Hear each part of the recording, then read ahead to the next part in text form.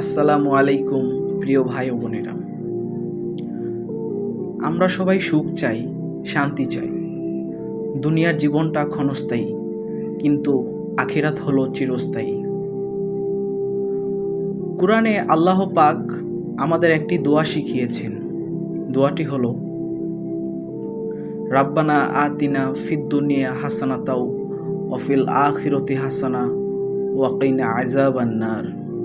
অর্থ, হে আমাদের রব, দুনিয়াতে আমাদের কল্যাণ দাও, আখিরাতেও কল্যাণ দাও, আর আমাদের জাহান্নামের আগুন থেকে রক্ষা করো। দেখুন, এক দোয়া যার ভেতরে আছে আমাদের দুনিয়ার সুখ, আখিরাতের মুক্তি আর জাহান্নাম থেকে বাঁচার আশ্রয়।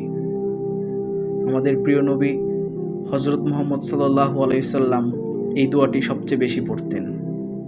তাই আসুন আমরাও প্রতিদিন কাঁদতে কাঁদতে এই দোয়াটি করি। হয়তো এই ছোট্ট দোয়াই হবে আমাদের মুক্তির চাবি।